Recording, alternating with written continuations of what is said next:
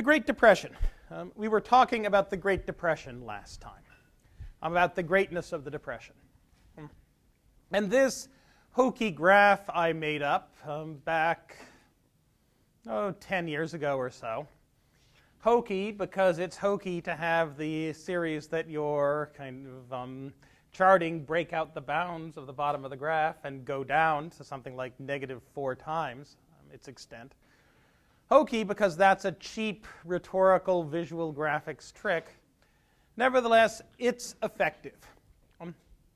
The zero line in this graph is what I at least would calculate to be the pre-Great Depression long-run trend of economic growth for the generation and a half before 1930. And there are significant business cycles. That a year like 1894 will see gross domestic product something like 7% below its trend value, which means that total unemployment is something like 3% above its trend value, which means that non-farm unemployment back then is something like 6%, 6 percentage points above its trend value. And we should think of that as a very large number. Right now, we've had an increase in the unemployment rate of perhaps 2 percentage points from its business cycle peak during the mid-2000s. And that's already enough to make a great deal of people nervous, a great deal of people anxious, a great deal of people kind of without jobs. 1907 doesn't look nearly so bad. It looks like 1905 and 06 are periods in which GDP is unsustainably high, rather than 1907-08 being a period when it's unsustainably low. And that may be an error due to the trend construction procedure. But the closest thing you get to a Great Depression comes in the post-World War I deflation of 1920 to 1921, and it's absolutely tiny. It's absolutely tiny, right, compared to the magnitude of the Great Depression itself. Now,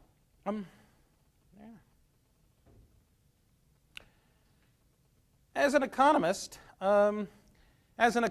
perhaps the first thing to look at in figuring out the greatness of the Depression is the depth, right, of the fall in real GDP. That measured in prices of today, real GDP fell from something like, 900 billion in 1929, fell by something like 25%, right? Or more than 25%, 28% down to 1932 and 1933. The unemployment rate went up from 4% in 1928-1929 to 25% in 1932-33. And as I said before, the non-farm unemployment rate went up to something like 33%. Now, on this graph,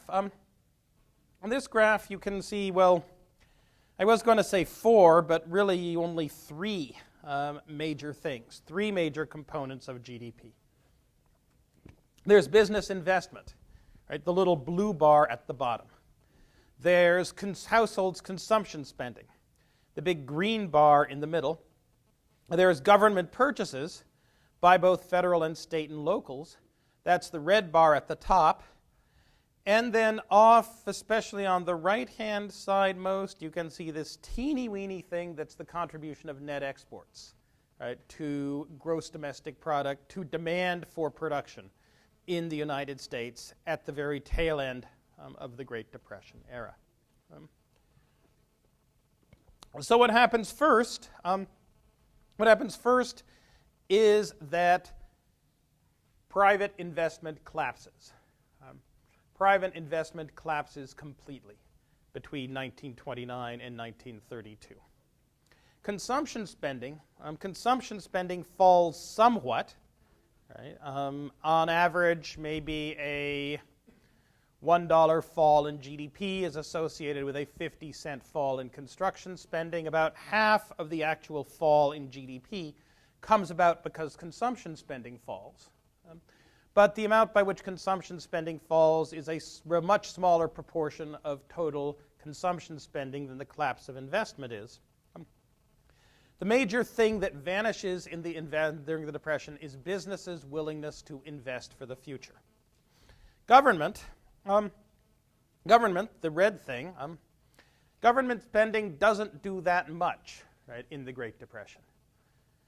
There are demands on Herbert Hoover that he spend more money on relief efforts, buying up things, investing in infrastructure, in order to try to keep the poor from suffering during the Depression. There are also demands on Herbert Hoover that he economize, that he cut back on fraud, waste, and abuse in government spending, because people argued one of the big causes of the Great Depression was the government was thought to be spendthrift. And if you spend more in the Depression, businesses will lose confidence and they won't be as willing to invest as they were before. Which leaves you scratching your head in 1932 saying, how much lower could it go? How much more could investment be discouraged? Tax increases. Increases in tax rates between 1929 and 1932. Again, Hoover trying to balance the budget to restore confidence, play a role in the fall in consumption spending. If taxes on your income are higher as a percentage of your incomes, then you're not going to have as much money left over to consume, and you might feel obliged to save more to meet even higher future taxes, but wasn't a major part of the fall in consumption spending. Then after 1933, the economy recovers. By 1936, production is actually higher than it was in 1929. Unfortunately, the unemployment rate is still around 16% or so. The extra 12% of unemployment becomes because there was a lot of technological progress during the Depression years. That the same output could be produced in 1936 as was produced in 1929, with about 6% fewer workers, and you also had a 6% higher population. So the total unemployment rate was 12% higher. Not out of the woods yet. 1937 and 1938 sees a sharp relapse, a sharp fall in business investment once again that carries GDP down with it, followed by a resumption of economic growth. And then in 1941, things really take off as the United States focuses on the fact that it's about to enter World War II. And it should start building tanks and explosives and airplanes and conducting research into the practical applications of nuclear fission. But for most of the late 1930s, say 34 to 38, 39 or so, before rearmament starts in earnest, or perhaps I should say armament starts in earnest, because the World War I commitment to military expenditures was nothing compared to World War II.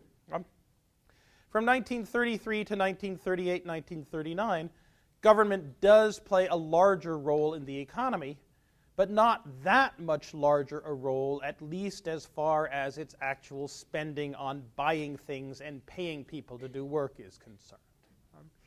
When you think of what Roosevelt's New Deal was, don't think of it as we're going to put everybody back to work by putting them to work on the Civilian Conservation Corps or in the Works Progress Administration. Those were actually small programs relative to the size of the American economy. You can see, take another look at the Great Depression by plotting the levels of real GDP from 1929 to 41 on the horizontal axis and all the components on the vertical axis. First lesson is that net exports does virtually nothing. Exports and imports play a big role in causing the Depression in a bunch of European countries. And if you take Barry Eichengreen's Econ 115, which I highly recommend, you'll learn an awful lot about beggar thy neighbor, exports, import restraints, and the Great Depression in Europe. In America, it's just not a factor. That net exports and gross imports and exports are too small to do much to shift the American economy around one way or another in this period. Which means that if you read people saying that the Great Depression was caused by the Smoot-Hawley tariff, by the raising of U.S. tariff rates in this bill put together by Representative Hawley and by Senator Smoot from Utah, don't pay them any attention. Yes, the Smoot-Hawley tariff was a bad thing for Americans and for the world as a whole. No, it did not cause the Great Depression. Also on this graph, you see, well, I suppose three things of interest. First, the red crosses, which show government purchases. They move first to the left and up a bit, and then to the right and up a bit, and then in 1941 take off. That's government purchases. That's how government purchases didn't do that much to pull us out of the Depression during the 1930s, but also that cutbacks in government spending didn't do anything to cause the Great Depression. Herbert Hoover wanted to balance the budget. Herbert Hoover saw falling tax revenue. He just wasn't able to do so. Second, you see the collapse of private investment. The high blue square in the middle, at about $8.8 billion on the horizontal axis, is what the level of investment spending was in 1929. It then collapses back down to its 1932-33 level, and then grows again, but grows more slowly. Come 1936, even though real GDP is back at its 1929 level, investment spending is still still only 70% of its 1929 level. If you want to argue that the business-hostile redistributionist policies of the New Deal played a role in scaring America's businessmen out of investing for the future, you can argue that. You can also argue that there was a Great Depression going on. No matter what the federal government would have done, they'd have been scared and would have been unlikely to invest at the 1929 pace. You can make that argument. And then after growing again in 1937, investment spending falls sharply back in 1938 before you get the monetary expansion and rearmament boom that carries us into World War II. Consumption spending. Consumption spending are the green dots up at the top, or the green triangles up toward the top.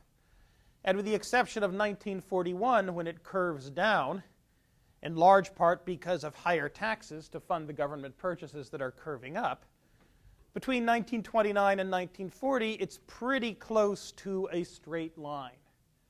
You can argue that there's an unexpected drop in consumption in 1930 and that played a role in causing the Great Depression. But it's very hard to see, at least at this scale, that for the most part it looks as though consumption spending as a function of real GDP is a very simple straight line. A very simple straight line with a slope of 0.57. Say that consumption spending in these units is 1.75 plus 0.57 times the level of real GDP, and you're going to hit everything dead on the nose, or at least with a line thicker than the data point, until we get up to 1941. This is why in Econ 1 you see consumption functions. Actually, do you still see consumption functions in Econ 1? No? How many people have taken Econ 1? Okay. How many people saw consumption functions in them? Okay, so a third of those who've taken Econ 1 remember seeing consumption functions. Now, there's a view that Econ 1 should change and no longer emphasize consumption functions as much, because back in the Great Depression era, you could indeed say that if income goes up, consumption spending will go up. If income goes down, consumption spending will go down. This happens because there are a lot of people who are living more or less hand-to-mouth in the economy rather than being optimal intertemporal savers and utility maximizers. And so when they lose their jobs, when their income wages fall, they cut back on their consumption spending. That's much less so today, or was much less so today until a year ago when people suddenly lost the ability to use their houses as gigantic automatic teller machines with the coming of the financial crisis. That a year and a half ago, I just said that this relationship is much shakier and certainly much weaker than it was back in the Depression. Now all bets are off, right? We'll see. We'll see how much people are able to borrow over the next year or so to maintain their consumption spending as unemployment rises. But this means that we can, by and large, take consumption spending as a passive actor, as say that whatever happens to real GDP is going to be transmitted to consumption and thus is going to be amplified, right? That any change in investment or exports or government purchases that changes real GDP will have a multiplied effect on the level of real GDP, But that with the exception of this 1930 sudden decline in consumption, it doesn't play a very big role in the Depression. It's just people doing what they normally do. And what they normally do means that shocks, downward shocks, get amplified because when investment spending falls, people get fired, and those people lose their incomes, and they then don't have as much money to spend, and so they stop spending, and so other businesses that sold them things lose money, and so they fire people, and they lose their jobs, and they stop spending, et cetera, et cetera.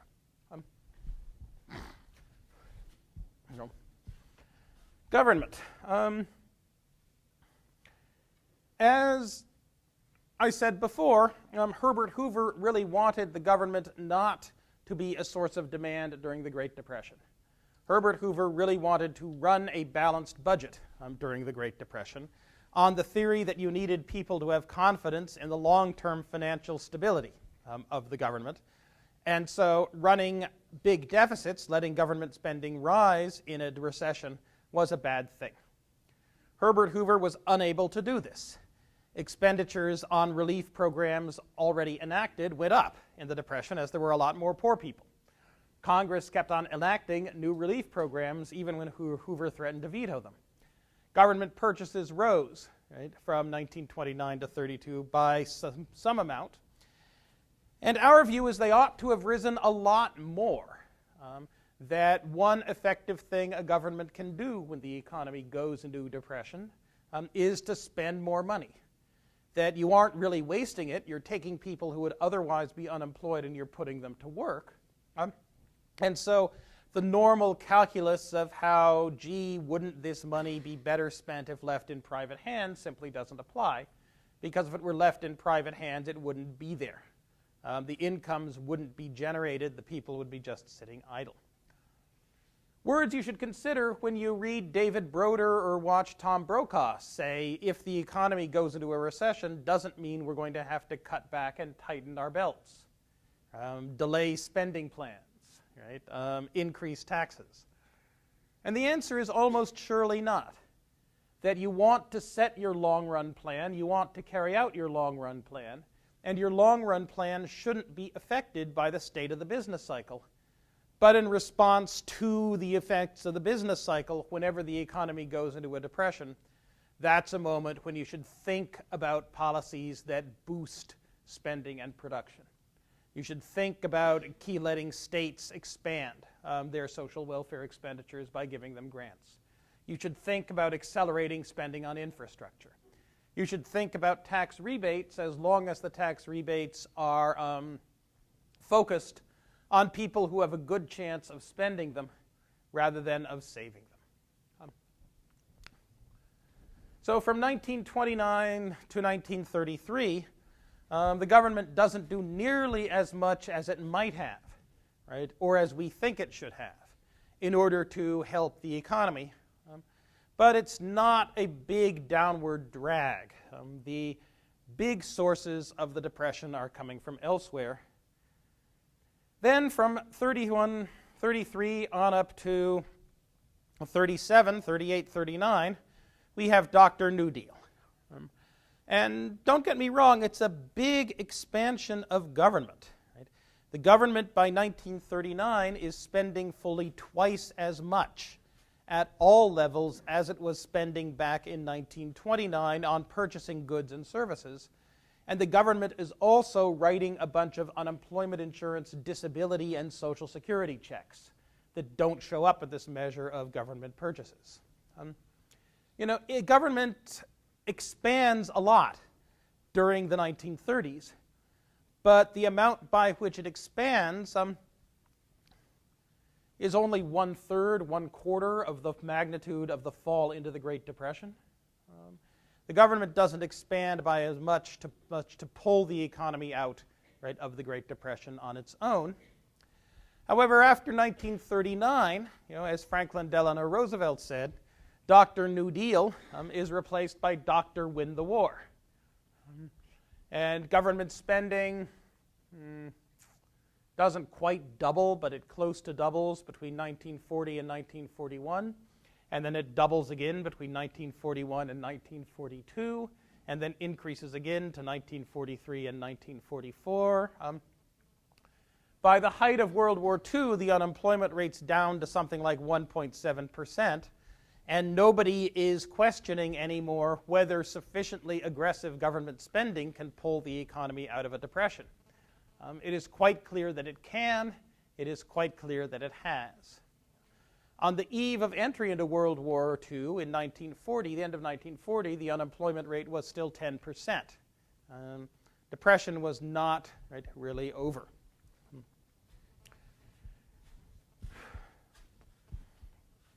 And now we come to the meat of the issue, which is the collapse of private investment. How of every dollar that was being spent on private investment in 1929, only 10 cents is being spent on private investment in 1933, and this is gross private investment. Right? This is all spending on investment goods, including simply the replacement of worn-out machines and the repair of worn-out buildings and the fixing up of worn-out buildings. Take this decline in investment spending, add to it the multiplier, and you get essentially everything of the Great Depression. That the Great Depression happened because private investment spending collapsed between 1929 and 1932, and because private investment spending collapsed in a way that it had never collapsed before. That there's certainly no comparison to that collapse of private investment in any of these previous depressions. Not 1893, not 1907, not 1921. Okay. So why is it that private investment spending collapsed in the Great Depression? Well, a year ago, teaching this course, I would have said there are three theories and that I liked mine. Now I've got to say there are three theories and I don't like mine at all. I like Ben Bernanke's instead. It's the first big theory of why it was that you had this extraordinary collapse of investment is that it was the Federal Reserve's fault. That inept Federal Reserve policy shrank the stock of money in the economy, shrank the amount of liquid assets that people could use to spend, and as people's stocks of liquid assets shrank, they stopped spending because, Milton Friedman argued, you always want to keep a certain amount of cash in your pocket, you always want to keep a certain amount of money in your checking account, and whenever you find that you don't have enough cash in your pocket, enough money in your checking account, you're going to cut back on your spending. As you cut back on your spending, prices rise and production falls, etc. That the key thing to maintaining economic stability is for the Federal Reserve to make sure that there was always enough money, always enough cash, and always enough money in checking account deposits so that people don't feel like they have to cut back on their spending. And Friedman said the Federal Reserve blew it between 1929 and 1933 by shrinking the money supply in accordance with the prescriptions of Treasury Secretary Andrew Mellon that liquidation was a healthy purge for the economy and that even a panic wouldn't be altogether a bad thing. But Friedman said as the money supply shrank, prices fell, which means that if a bank has a mortgage on a property and the property is all of a sudden no longer worth as much as it was when they made the mortgage, maybe the homeowners will walk away and leave the bank, stop paying the mortgage, and leave the bank owning the house. What good is that? A bank doesn't know what to do with a house. And also production fell, which meant that if the bank had loaned money out to businesses, well, all of a sudden these businesses weren't making enough money to pay it back. So Friedman says, as the money supply fell, what this meant was that the value of banks' assets, right, the loans they had made out, the mortgages they'd made, fell as well, while the value of their liabilities, the deposits they owed to individuals, that those did not fall, which meant that banks started going bankrupt. And as banks went bankrupt, this did two things. First, it made everyone in America panic. I don't want to have my money in the bank. I want to pull it out. I want it under my mattress. Maybe my bank will go bankrupt next month. I don't want this. And as they pulled their money out, and as banks went under, whenever a bank goes under, the whole web of financial intermediation and liquidity it has created, it vanishes as well. So you have such things as my great-uncle Phil, my great-uncle Philip Lord, in 1932, I think, pulling a whole bunch of the family's money out of the local banks of, where was it? Was it Foxborough? Was it Brockton? I think it was Brockton, Massachusetts, where their tannery was going bankrupt, demanding it in silver dollars, and taking it up to the old family homestead in Maine, about halfway between Portland and Sebago Lake. How many of you have been to Maine? How many have been halfway between Portland and Sebago Lake? If you get there, there's a house there, 80 River Road, Maplewood, which is the old family homestead of the Anderson branch of my ancestors, first built in 1723, that I've talked about before. You know, the house where they shot the local Indian chief in the back when he complained about their engrossing the cornland, to the governor in Massachusetts. We still own it. Behind it, somewhere in the woods, my great-uncle Phil buried 3,000 silver dollars during the Depression, which none of us have ever been able to find, no matter how many metal detectors. If you go past 80 River Road, feel free to stop and search, should you want to get bitten by mosquitoes in the summer or to get frostbite in the winter. It's kind of boggy back there. But those $3,000, they're now not in people's pockets. They're now not in banks. They're now not part of the circulating medium. And to the extent that people think they ought to have target values of cash in their pockets, the fact that those $3,000 have vanished from the economy means that everyone is going to scrimp and cut back on their spending until they've managed to make up that $3,000. But in aggregate, they have a very hard time doing so. So, Milton Friedman says that the failure of the Federal Reserve to realize what the banking crises were doing to the money stock, its failure to either rescue the banks or to make sure to buy up as many government bonds in return for cash as it could to keep the money stock constant, was the thing that sent the economy into the Great Depression. Milton Friedman has this huge book, Monetary History of the United States, written by him and Anna J. Schwartz, which has this enormous chapter called The Great Depression.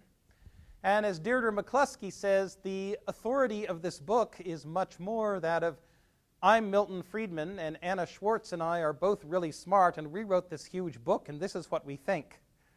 That the sheer volume of the book makes it difficult for many people to think about tackling its arguments. But Ben Bernanke tried, right? Ben Bernanke, back when he was a young economist, said, wait a minute, if it were indeed the collapse of the money supply that were responsible for the Great Depression, you'd expect to see more shrinkage in consumption and less shrinkage in investment. Is there something special going on leading to a shrinkage of investment? Are there non-monetary causes of banking failures and banking panics in pushing the economy into the Great Depression? And Ben Bernanke argued, yes, there were. When a third of the banks in your economy are bankrupt and shut, And when every other bank in the economy is scared that its counterparties may go bankrupt, well, then even the healthy banks that still have deposits have a problem. They have depositors who've given them deposits, but they don't necessarily know what businesses to lend them to. And the businesses, the banks that know about businesses that could borrow and use money, they may not have deposits. And when the interbank market breaks down, the banks that have potential customers for their loans can't transact with the banks that have customers in the sense of owning them, of giving them deposits, because neither trusts the other to pay them back, because you're in the middle of a financial panic. This is why right now every single European bank is announcing that it is going to guarantee interbank lending for the duration of the crisis. That is, if you're a bank and if you lend to another bank, and if the other bank goes belly up, the government is going to pay. Right? Don't worry about counterparty risk. The United States is not yet there.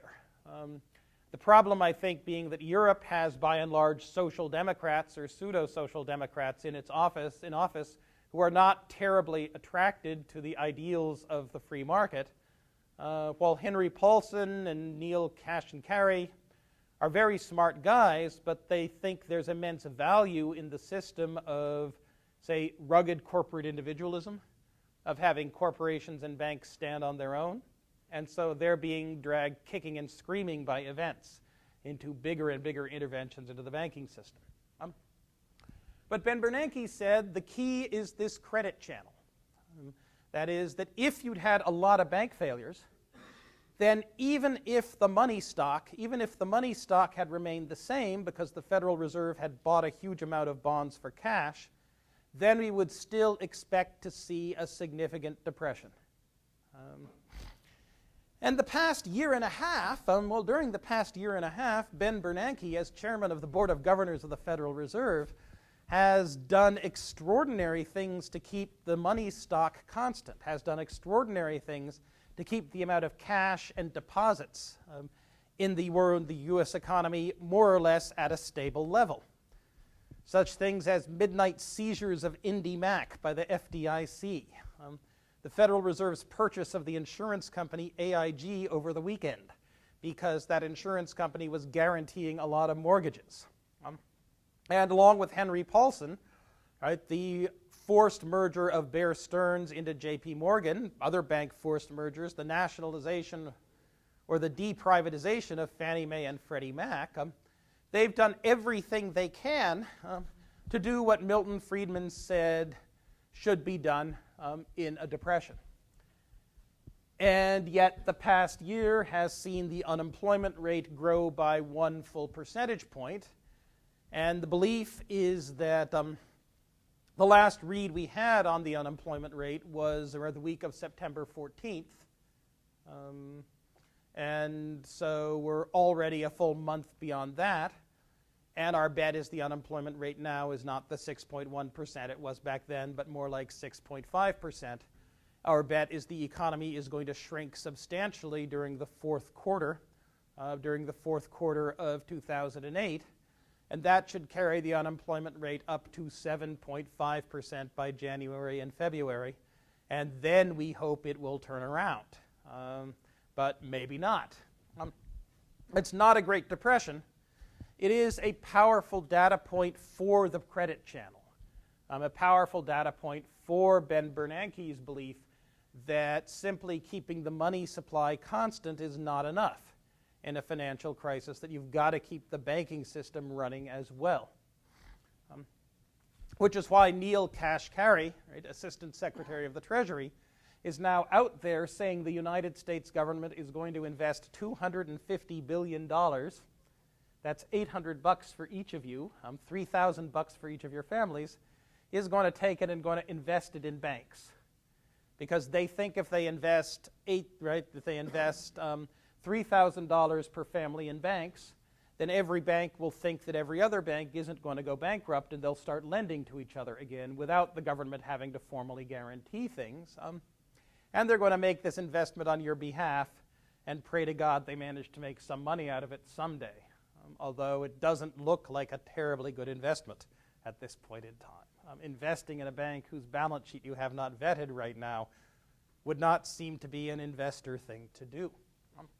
Nevertheless, they're doing it for macroeconomic reasons, and they're doing it because the events of the past 15 months appear to have rerun the initial stages of the Great Depression, with the bankruptcy of Lehman Brothers serving as a substitute for the bankruptcy of the Bank of the United States in late 1930. And so far, the tea leaves aren't so good for what would have happened if you'd followed Milton Friedman's policy advice in the early years of the Great Depression. You need to do something more. Then there are these other two guys, former Treasury Secretary, former Harvard President, and Chief Obama Advisor? Maybe he's Deputy Chief Obama Economic Advisor, Lawrence Henry Summers. And this guy, Brad DeLong, who argued that the key reason that investment collapsed was because everyone saw that prices were falling. And everyone expected that prices were going to continue to fall and continue to fall at around 8% per year. Now, even if you can borrow money cheaply, even if you have lots of money sitting in your corporation's vaults, if prices are falling at 8% per year, are you going to use it for investment spending? Are you going to use it to build buildings and to buy capital equipment and enlarge your operations? And the answer is probably not. Right? That if you go to your business's board of directors and say, we want to spend $300 million this year building a new factory and equipping it with machines, someone's going to raise their hand and say, but prices are falling at 10% per year. Wouldn't it be better to wait next year? Then your $300 million, it would buy the same amount of stuff that $330 million would buy this year. Then we could do the same investment for $270 million. We'd have an extra $30 million made over. By just waiting a year, we've made $30 million. Shouldn't we wait a year? And so DeLong and Summers argued that it was the expectations of continued future deflation, of a continued downward spiral in prices that had driven the collapse of investment spending during the Great Depression, in which case Roosevelt's New Deal then has pride of place as something that breaks the Great Depression, because one of the very first things that Roosevelt did was go off the gold standard and announce that he was going to push the value of the dollar down and the value of key industrial and agricultural commodities up. If the prices of key industrial and agricultural commodities are going up, you can't expect there to be general deflation in the economy. And so DeLong and Summers argued it was this abandonment of the gold standard and the resulting end of expectations of deflation, that produced the end of the Depression. And it was the formation of these expectations of deflation that carried investment all the way down to zero. Now, this is in some conflict with Ben Bernanke, because Bernanke's view was that the banking system was essentially dead, and that you weren't going to get any investment at all without corporate profits, and corporations had no profits until the banking system revived. And you don't revive the banking system just by going off the gold standard. Right? You have to do something else. You have to do a bunch of other things. And so from Bernanke's perspective, the abandonment of the gold standard was kind of a nothing burger as far as recovery from the Great Depression was concerned. It came from other things. That the root of the problem lay in this collapse of the banking system and in this unwillingness of banks to lend to each other because they were probably bankrupt. And maybe Roosevelt's declaration of a bank holiday and creation of the Federal Deposit Insurance Corporation and other financial market reforms of 1933 and 34 had something to do with it. But the abandonment of the gold standard didn't have a great deal to do with it, at least not in the United States. Yeah? I have a question about the current situation. Yeah? I can see how the revival of interbank lending is really important, but Yeah. doesn't it still leave the question of what's the incentive now for banks to continue the lending to? Well, at the level of the U.S. economy, there are lots of companies. The dollar has fallen a lot in value relative to other currencies, which means there are lots of businesses that export and compete with imports that could make a lot of money If only they could get money from the bank to borrow to expand.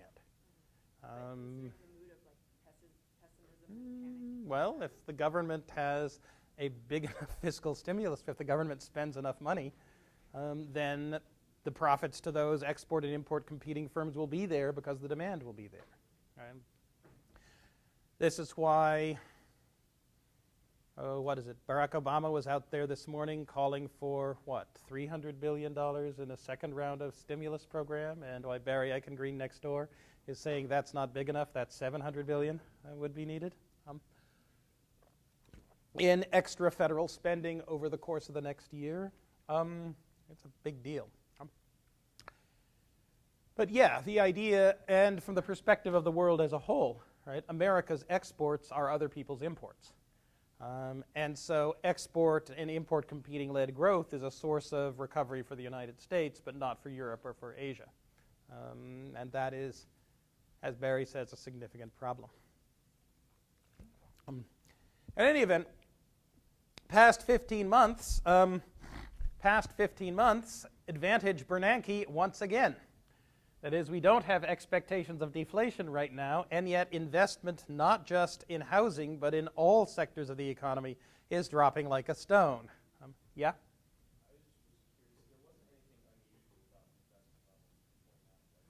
They were a little bit high, and they weren't all that high. It wasn't extraordinarily high. You can argue that America was overbuilt in houses in 1929 because we'd slammed the door down on immigration in 1925. And so a bunch of the construction industry hadn't quite noticed that the immigrants weren't coming anymore. And so that meant that we were overhoused in 1929. Just as the construction industry in Riverside County outside of Los Angeles thought people would be willing to pay ever-rising prices for 4-bedroom houses in the desert, 60-minute commute away from San Bernardino, and God knows how long a commute it is from downtown LA. How long does it take to get from San Bernardino to LA in rush hour these days? What? 2 hours? Yeah. Yeah? No? Yeah? No, go on. Yeah. Oh. The story is to be continued, right? This today, everyone thought was very good news, and it carried us back to the state of relative pessimism we were in last Wednesday. So the extraordinary pessimism of last Thursday and Friday, the world is falling apart, is now gone. It's just the world is kind of somewhat broken and showing cracks of last Wednesday. We'll see, right? That one interesting thing about this from my perspective is that we are all reaching for Great Depression analogies right now because the Great Depression was the last time we had this level of financial distress in the economy. And so these arguments over how the Great Depression happened are of extraordinary relevance, which is why I'm glad that Ben Bernanke's in the hot seat right now. And I'm a little bit envious of him, but not very much. It's an awful and a mighty responsibility. And I think that the Europeans are now doing everything right. And I think that the collected intellectual influence of the world's economists is about to bludgeon Henry Paulson, who is not a dumb man, into doing everything right, into having him give up his, shall you say, excessive,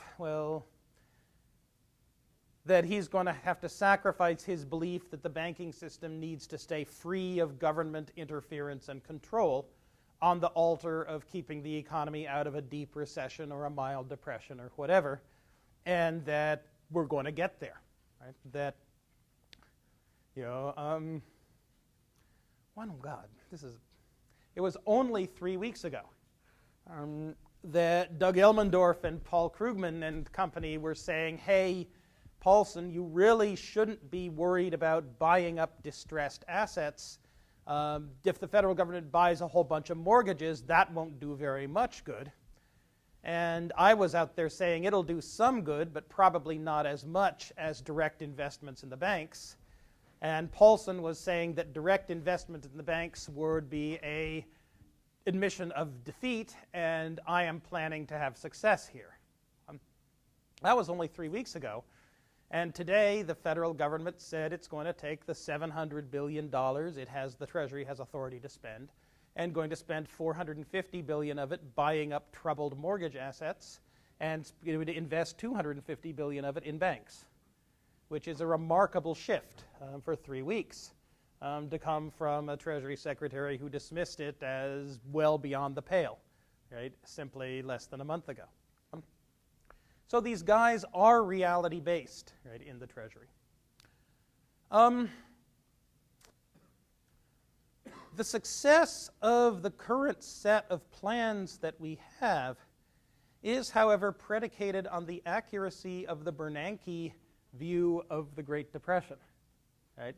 That was the key source of trouble, and if we manage to avoid the collapse of interbank lending and keep the banking system solvent, that the economy will recover in relatively short order. And you know, I have no complaints. I'm willing to abandon my intellectual position because I think the evidence shows it was wrong and say Bernanke is right. Bernanke is certainly willing to say he's right. I think even Uncle Milton Friedman, if he were around, would be willing to say that this is powerful evidence that Bernanke was right.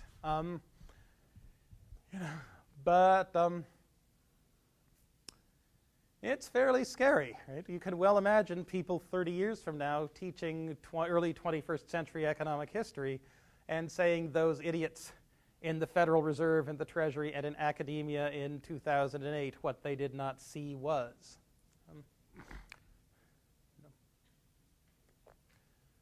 But we've been racking our brains for what it is about this that we're not seeing, and we really do not kind of see it. But there is a belief that just in case,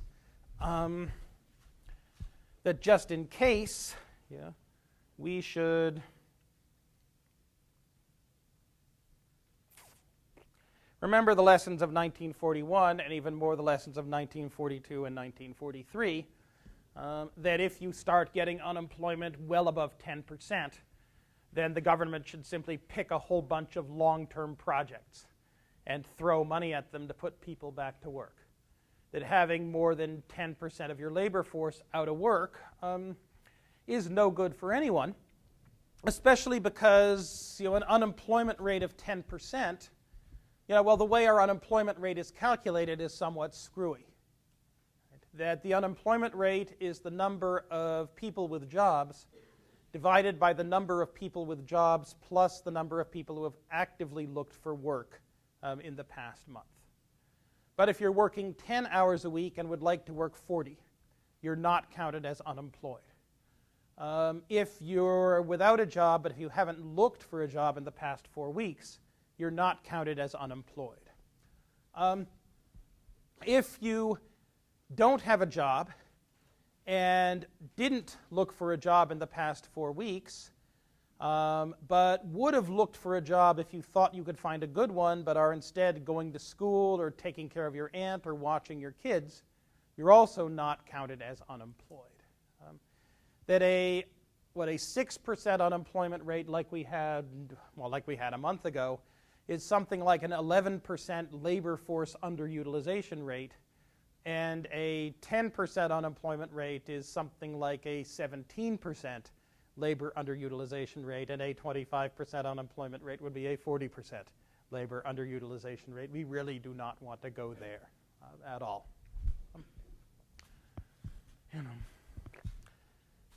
Which is why Barry Eichengreen in the office next door is advocating that the United States government not just spend $700 billion on the Troubled Asset Recovery Program, the TARP, but also spend $700 billion on infrastructure, on big cash payouts to state and local governments so they can continue their spending as their tax revenues fall, and on tax rebates targeted at people who are most likely to spend them.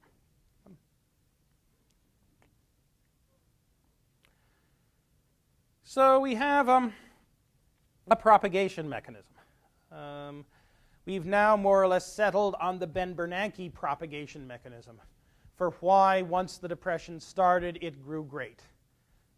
That the banks failed and they carried the financial system down to a state like it is today, and add to that the consumption spending multiplier, and lo and behold, you have the Great Depression as investment spending collapses until it can't collapse anymore, and that carries the economy down right to the depths of 1933. But this then leaves us with two questions. The first is, what was the initial shock? Right? What's the initial shock that kind of sent the economy into this downward spiral? And if this initial shock had sent the economy into this downward spiral, why aren't there a lot more Great Depressions out there? Why do we see only one Great Depression in American history rather than 2, 3, 4, or 5? And the second big question is, how then does recovery come? If we've arrived at a 1933 in which there's no banking system existing at all, and hence no way for businesses that need to get money to expand to do so, how is it that the economy then recovers right, to 1937, and then again from 1938 right, on until government spending takes up the slack and makes every business you can think of profitable? And with respect to the impulse, right, to the impulse that is then swallowed up by this Bernanke propagation mechanism and turns into the Great Depression, with respect to the impulse, there are two theories. The first theory is that we had a really big shock. Right? There was something really big and bad that happened to the economy all at once that hadn't happened ever before. And the second theory is that the economy of the late 1920s was uniquely vulnerable, uniquely unstable, had been growing a lot more unstable over time. So let me take the first argument, the big shock argument. Right? The argument is that 1929, late 1929 and early 1930, see three things come together. The first thing is or actually four things coming together, two of which are closely related. The first thing is the cutoff of immigration. All of a sudden, population is growing 1% per year less than it was before, which means that the United States has to move a whole bunch of workers out of construction and into other industries more or less all at once. That the cutoff of immigration diminishes the long-term share of construction in GDP, and you got to move to account for this sectoral shift. You got to move workers out of construction, coupled with the end of a bunch of real estate booms in the late 1920s. The great Florida land boom. And now I'm blanking on the name of the Marx Brothers comedy about the Florida land boom, but it's definitely worth seeing if you like old movies or even if you don't. But then the fall in the steady state construction share of employment, coupled with the bunch of bankruptcies that were associated with the end of the real estate boom, that's one kind of a factor. Second factor is a long-time agricultural depression, which weakened a whole bunch of banks which were in the business of making farm loans just to their neighbors. Back then, you didn't have the securitization of mortgage loans or of any kind of loans, and it was thought this made the banks opened the banks up to weaknesses, simply because if something bad happened to their neighborhood, then something bad happened to the bank. The third was the Federal Reserve's decision that it wanted to fight the stock market speculation of the 1920s by raising interest rates. And by raising interest rates, it choked off the supply of capital to businesses, and in fact sent the economy into recession starting, I think, in June of 1929. And the fourth was the failure of the Federal Reserve's policy of raising interest rates in an attempt to choke off stock prices. Its failure to do so until the crash of 1929, the crash of October and November 1929 in the stock market, which furthermore bankrupted or put a whole bunch of other banks on the edge of bankruptcy because they'd made all these brokers' loans and then found themselves owners of stock that they couldn't sell or couldn't sell rapidly for near market prices. that those four things all hit the economy more or less all at once, and that previous business cycles had been caused by one or maybe two shocks hitting the economy at once, and that just these four at once did a very bad thing, pushed us over the edge, out of a place where you could expect the economy, the banking system to survive and the economy to more or less recover, and into this downward spiral. Alan Greenspan certainly believed in that theory. Certainly believed in that theory enough that while he was head of the Federal Reserve, he was absolutely terrified at anybody's idea that he should try to push down asset prices, whether stock prices or housing prices, by raising interest rates. Right? He would say that's what they did in 1928 and 1929. I'm not going to make those mistakes. I'm going to make new mistakes. I'm going to make my own mistakes, right? Not the mistakes that caused the Great Depression. Which is, I think, a smart position to take. The second theory is that, you say, the late 1920s really were a new era. That for the first time you had lots of Americans who were buying things on credit. You had consumer durables. You had substantial financial intermediation. You had lots of people who had run up substantial debts, either on their houses or on their stocks of consumer durables. You also, for the first time, had a large number of Americans investing in the stock market and reacting to stock market declines by saying, oh, wow, we need to economize, we need to cut back, right, on our spending.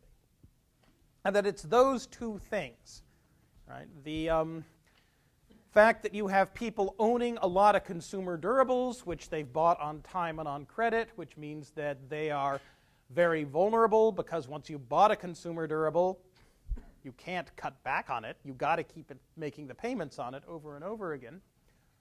And indeed, this may have been important. We find that automobile sales declined by a third between December of 1928 and September of 1929, even before the stock market crashed.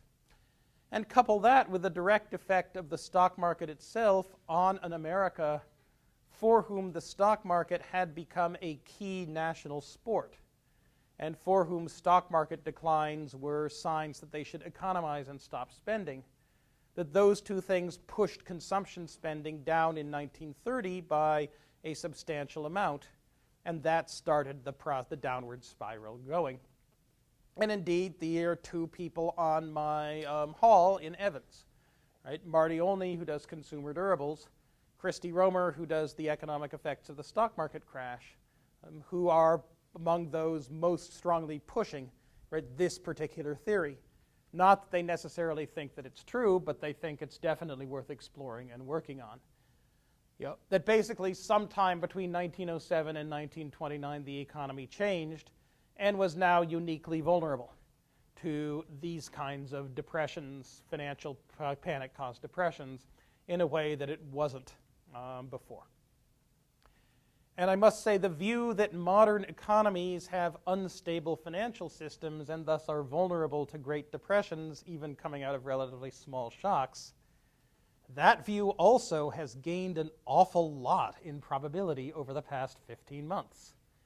As we've had a relatively small shock to the housing market in the Sun Belt, largely in America, and to a lesser extent along the heavily populated East Coast, and as it seems it has carried the world into financial chaos, so much so that to simply say this is the worst since the Great Depression leads everyone to yawn and say, oh, so what else is new?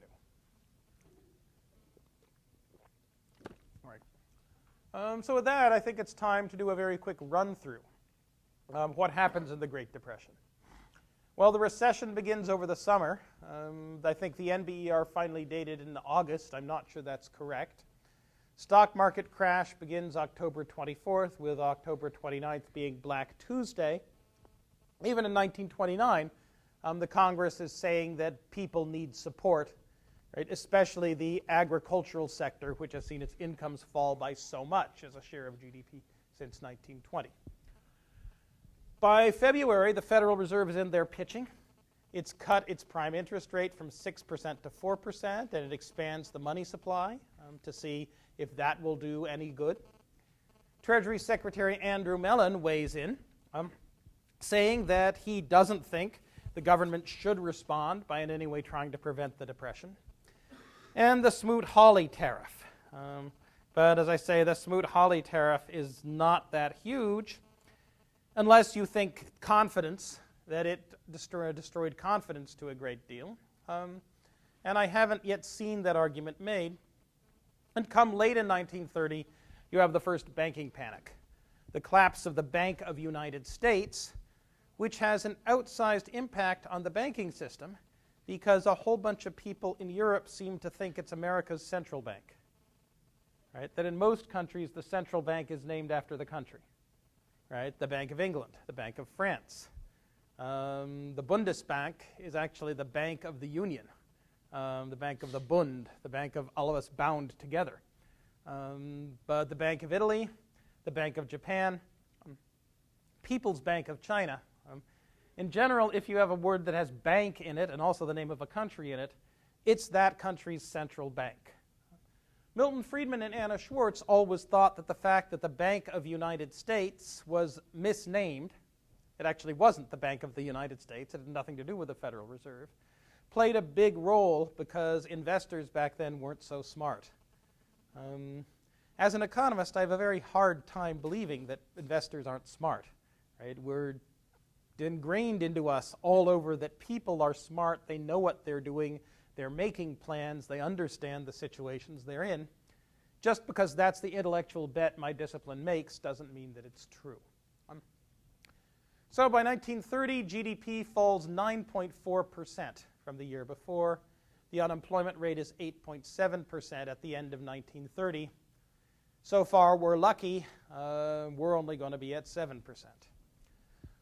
Then in 1931, Andrew Mellon very much rules the roost. Says government shouldn't do anything. The thing is just going to work itself out.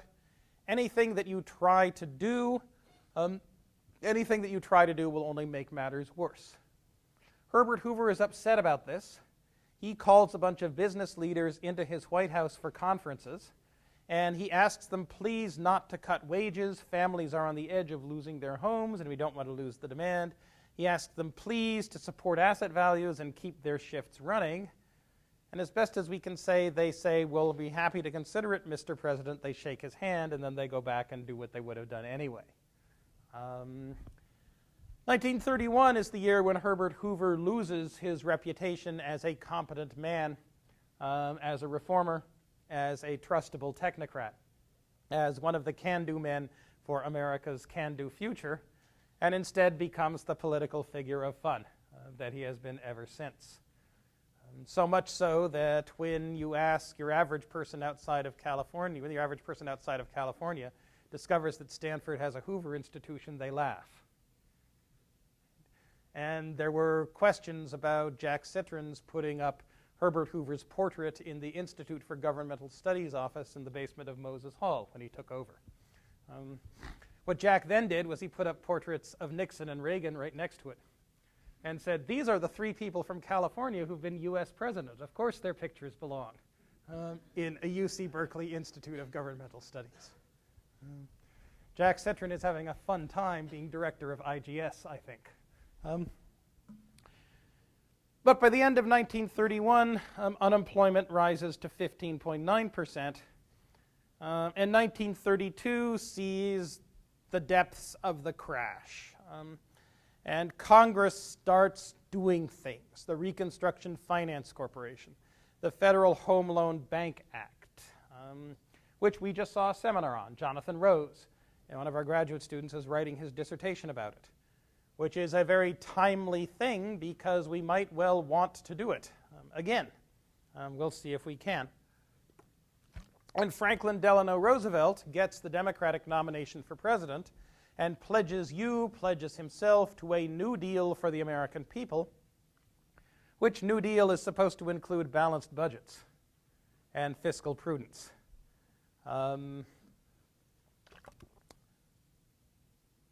Also, Congress doesn't like rich people very much. The top marginal tax rate is raised from 25 to 63% in 1932, even with a Republican congressional majority. Right? They're angry. If you think the House Republicans now are angry at Wall Street, you haven't seen the House Republicans of 1932. And then there's the closest thing to civil insurrection we ever had in the United States. Well, that's not true. We actually had civil insurrection back when Aaron Burr was ex-vice president and wanted to detach the Mississippi Valley and become emperor of Mexico and Texas and Louisiana or something. And we definitely had whiskey rebellions and tax rebellions and so forth back in the, but it's sad, we definitely had 1861 to 1865. But those little unpleasantnesses aside,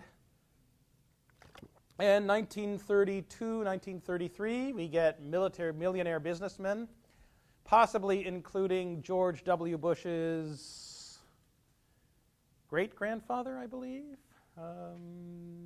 Might have been grandfather when he was young, discussing overthrowing Roosevelt with a military coup. July of 1932. You see, there were all these World War I veterans, and Congress had voted to pay them a bonus for their service in the war. And Congress had voted to pay them a bonus for their service in the war that would be paid out in 1941. And come 1932, a whole bunch of them say, we could use the money now.